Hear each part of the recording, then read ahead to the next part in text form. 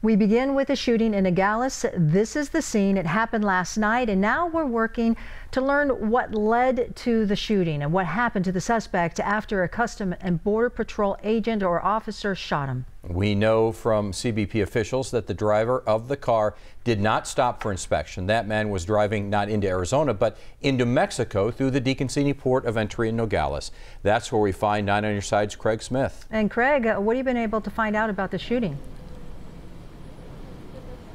Well, you know, this shooting happened far away from these open areas that are a part of the debate, the hot debate over a must-discuss border wall.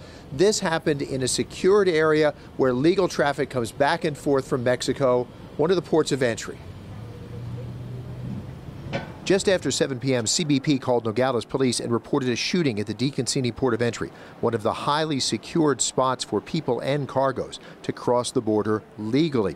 First reports say a U.S. agent had been shot. Medevac helicopters were put on standby. As the confusion cleared, a new story emerged. In the traffic lane going towards Mexico, Customs and Border Protection agents tried to stop a car for inspection. Agents often spot check vehicles headed into Mexico for gun or ammunition smuggling, or to search for large collections of money that could be drug profits headed south. Officers say the driver did not stop. One officer fired and hit the driver. The vehicle kept rolling and stopped a few feet on the Mexican side of the border. An ambulance crew there took a young man to the hospital. Nogales Mayor Arturo Guarino is used to close cooperation between his city government and CBP, but he says it's been hard to get any information that might explain the man's action. And our officers usually work with CBP and Border Patrol because we get federal funds for the Stone Garden money for our officers to work on their own time. Operation Stone Garden is a federal program that pays overtime to officers cooperating with Homeland Security. Mayor Guarino thinks there may be more friction because Nogales is fighting Homeland Security over razor wire. The Army just added to the Nogales border fence. The mayor says it is dangerous and brings a high crime image to a city that does not deserve it. Now, there was a shooting at another Nogales port in September of 2016. In that case, agents were pursuing a man they suspected of human smuggling.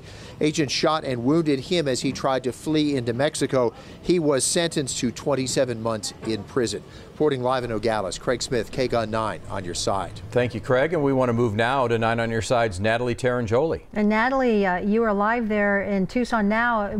You've been working all day to learn more about this suspect. So what have you learned?